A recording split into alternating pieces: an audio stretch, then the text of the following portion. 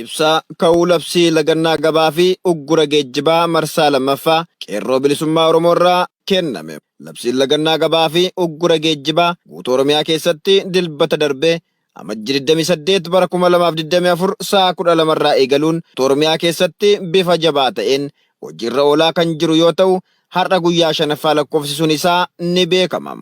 Labsii diddaan uummataa keessatti jabaachuun sirna bilxiginnaa naasise kanatti hawaasni Oromoo manneen daldalaa cufuun, hiriira ba'uun, konkolaataa dhaabuunii fi sochii isaa daangessuun hojiirra oolmaa isaatiif gahee taphataa turee jira. Hullee hulanii dardaraa dubraan faaya baasanii eegaa muraasayyoo qalee fi qaleen tokkoo miti. Kanarraa kanaaf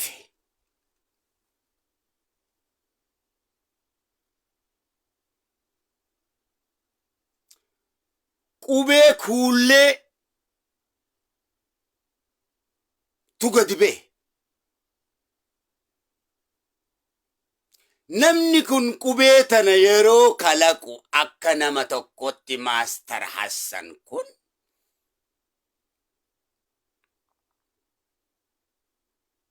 kalaqa mataa isaati kalaqe.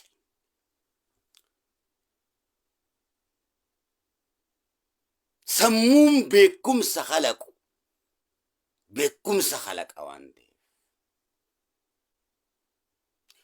qubeen abbootii teeysanii tan abbootiin teenya laatiin irraa moggaafte haa badduu fi sii miti. Akka mataa isaatti kalaqee isinii dhiheeyse akka ilma Oromoo tokkotti dinqisiifatamuudha qabaadha.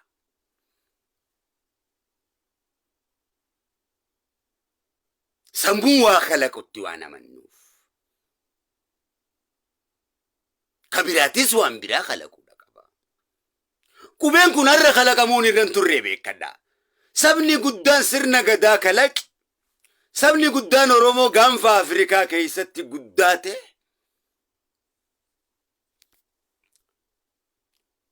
Sabni sirna isaatiin dimokiraasiidhaa fi walqixxummaa addunyaadhaaf kalaqe. Qubee laatiiniin liqeeffatu ture, qubee mataa isaa danda'e qabaachuu turra ture.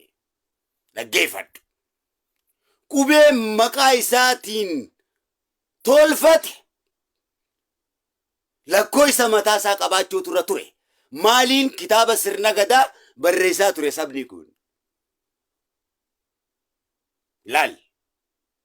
Akka Oromoon qubee mataa isaan kalaqanneef wanti godhaniif Oromoo biyya Itoophiyaa keessatti lammii lammadaa yookaan Hindii irraa dhufe fakkeessuudhaafi. Abbootiin teenya kalaqaa turte qubee. Abbootiin teessan kalaqaa turte qubee garagaraa. Yeroo qubee of dandeessu afaan Oromoo gadi baafna jaan ni fixan. Hin ayyamaniif, hin raggaasisaniif. Beekumsa dhaggeeffadhu. Beekumsaan walitti haasofna dhaggeeffadhu. Zibaazinkee Afrikaadhaafi.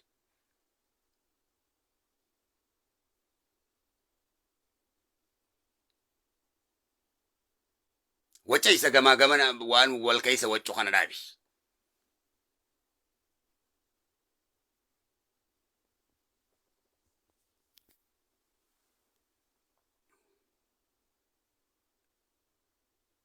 Kalaqee jira kalas beekumsaan atis waan biraa kalaqe.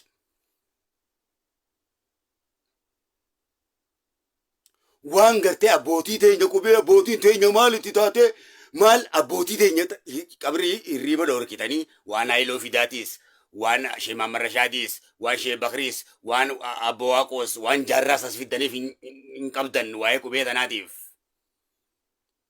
Waan wal fakkaataatii miti. Kalaqu qaba qubee afaan Oromoo fakkaatti tamataa keenyaa jee kalaqeeti jira. Abbootiin teessas akkasumatti kalaqaa turan.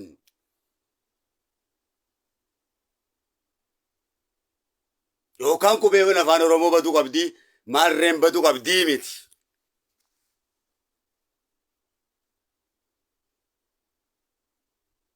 Laal. Dhaggeeffadhu. Abaacaa isin hin kalayne. Abaacaatti moggaafne malee nuti hin kalayne. Yoo akka kalaqatti taate tashee Bakrii sabaloo kalaqanii fi tamaastarasan kan kalaqaniitu Qubee teenya afaan Oromooti jechuu dandeenya malee tanaan qubee teenya afaan Oromoo jechuu dandeenya qubee laatiin akkuma maastara sanii fi ishee Bakrii Sabaloodha kalaqanitti kalaqan. Kalaqa faranjii kabajneeti kalaqa keenya kabajuu didaa jirra jechuu keenya. Dhaggeeffadhu dammaqi dammaqi dammaqi. Kalaqa faranjiitti moggaafannee baacaa jenneen ABCdhaan.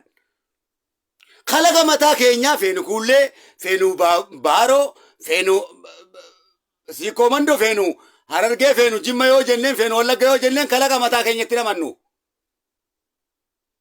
Kalaqa namaa malee. Dhaggeeffadhu. Akka kalaqaatti moggaasa qubee laatiinii moggaafnerra. Kan ishee Bakrii Sabaloo afaan Oromootiin maastarasan kun kalaqaniitu qubee Oromoo fakkaata. Arra qabaachuun irra turre Oromoo sabni hangana ga'u. Akkamitti dhabee qubee mataasaa? Amaarrinuu qubee qabaa miti. Lakkoofsa qabaa miti. Ta mataasaa. Oromoon akkamitti dhabe? Maaliif liqa ifa taate? Ifa. Kanaas teessanis ta'e addi bilisummaa Oromoo haa jiraatu. Waboon haa jiraatu. Waboodha kan dhiiga dhangalaasaa abbootii teenya. Seenaan isaan haa yaadatu ganda keessa deemaa qubee tana nu barsiisan jechuu keenya.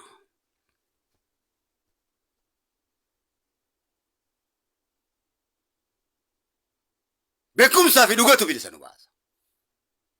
Qubee ishee Bakrii Sabaloo faan kalaqan maastarassanii sarara kalaqa obboleessi keessan.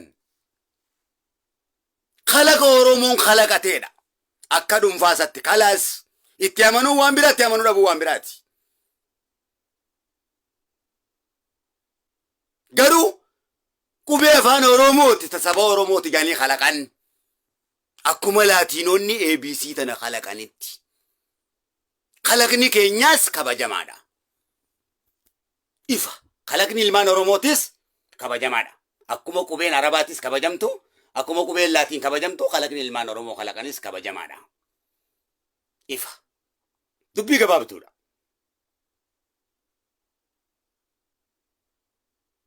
Ifa. Kana kattiin amanne ni jiraan jiru. Kalaqa mataa keenyaati waan ta'eef.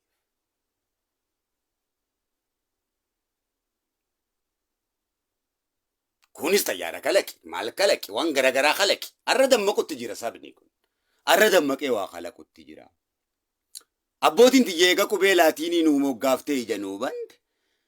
Anis ka'eetiin laal akkanatti hubadhu ilma namaa. Anis ka'eetiin qubee Oromoodhaa uuma je'ee sammuun tokko yeroo yaade dammaqeeti jira ja'ama. Waliigallee miti.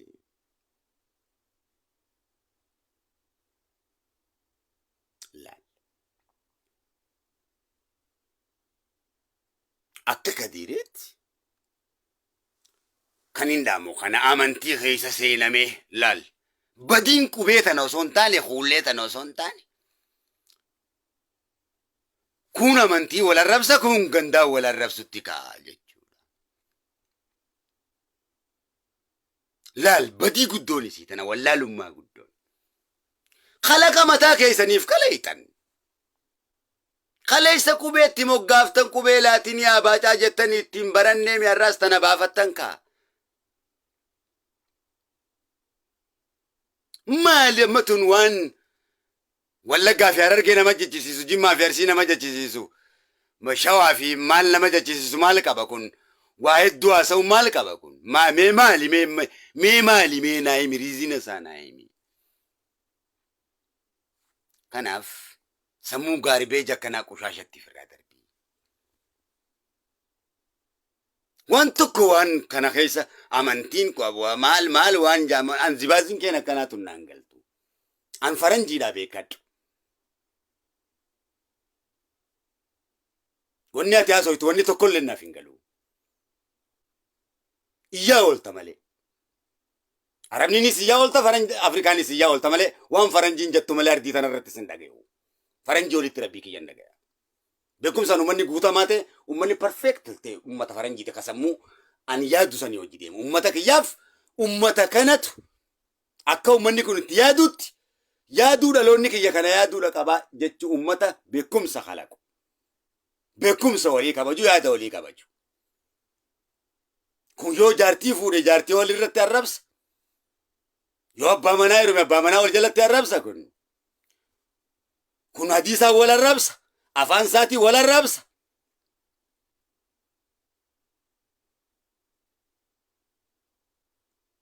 Afaan Oromooti miidiyaa kana gubbaa waan ati dalee dulaali. Maak waan akka kuullee tanan kalaqin.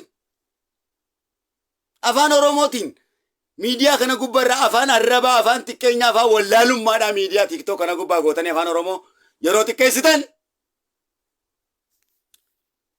Yeroo sani yeroo afaan kun xiqqaatu afaan Oromooti waan dubbatamuu hin qabne waan ta'uu hin qabne yeroo taasiftan yeroo sani Oromoon bade qubeen afaan Oromoo baddee tajachuu qabnu waan kalaqame kanaa miti afaan oduu bare bishaan alamfata waan ta'eef shit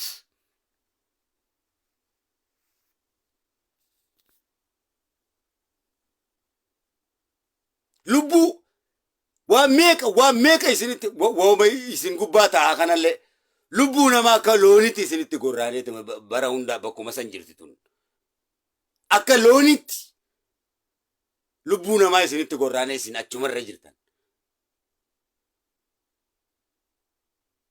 Waa'ee diinagdee isaanii waa'ee jimaa hoggaa gaffaa waa'ee jimaa hoggaa gaffinne tana wal nyaatti. Wannummaan isin irratti walii galtu hin jiru. Digimtaam.